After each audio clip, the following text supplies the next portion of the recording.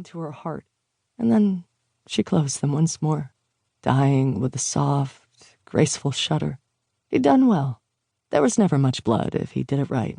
He'd botched it once and had to take a shower before he left, but this time it was very neat, very fast. An artistic job. The water was still running into the sink, overflowing the old kettle, the sound mixing with the steady drone of the heavy rain. He reached past her crumpled body to turn the tap off, then stopped. He would leave it.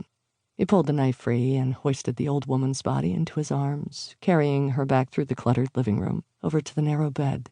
He set her down, arranging her carefully, her hands together in a prayerful attitude, covering the neat wound. She lay there like a repentant effigy from a 15th century tomb, her faded, too observant eyes shut forever. He took off her shoes and stockings, placing them neatly beside the bed, and stared down at her for a long, thoughtful moment. He bent down and kissed her on the mouth. It opened slackly beneath his, and he took his time. When he pulled back, he closed her lips, slid the knife into the special pouch inside his loose trousers, and walked out the door, turning up his collar against the heavy rain that would greet him when he walked out into the street. There was a gentle, dreamy smile on his handsome face. He had done well.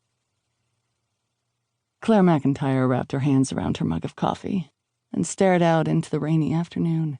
The heavy ceramic was warm and hard beneath her hands, and she looked down to see that she was clenching it, her knuckles white with strain. She removed her hands carefully, dropping them into her lap, keeping them loose, keeping herself from clutching them together. Rain made her tense. The thought of Marc driving back to Paris with Nicole in tow made her want to scream with anxiety. Instead, she sat in the old kitchen of Marc's mammoth apartment and drank too much coffee. Was it only 6 months ago that it had happened? The pouring rain that turned to ice on the narrow streets of Brockton, Massachusetts.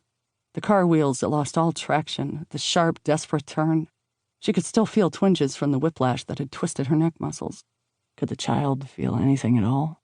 As usual, she'd been fighting with Brian. She'd known better than to fall in love with a married man, but that knowledge hadn't helped her. For 18 months, they fought, culminating in that last fight as Brian drove too fast through the icy streets of Brockton. Claire shuddered, taking a sip of the steaming coffee. She shouldn't be taking in any more caffeine, she knew that. But somehow the only thing she could do was sit there and drink coffee and wait till Marc came back safely. Marc, she thought with that odd clutching of nervousness and desire that had become habit with her. What would she have done without him? He had saved her, become her shelter in a storm, her Prince Charming, her protector, her lover, and for the last few months, her life. Brian hadn't stopped for more than a moment.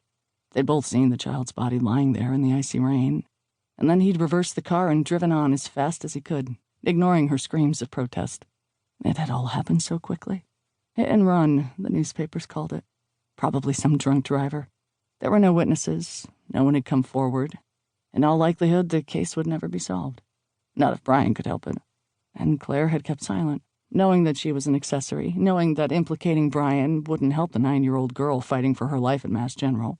So she said nothing. She'd broken off with Brian, holed up in her apartment, and turned off her telephone, waiting for the child to die, knowing that if that happened, she would have to go to the police. But when the newspapers reported that the child's 6-week coma ended not in death, but in a murmured word of recognition, Claire had given in to her friend Joyce's suspicious demands, given up her guilt-plagued vigil, and gone with her to a party in Boston. She'd had every intention of leaving early. Now that she knew the girl would live, might even live a normal, healthy life, a huge weight had left her. All she felt was a great, empty exhaustion. But she drank the imported champagne, smiled a huge, insincere smile, and wondered how quickly she could leave. Joyce worked for the Boston Symphony Orchestra in a managerial capacity that Claire never quite understood. This particular party was to honor Les Théâtres du Mime at the conclusion of their first American tour.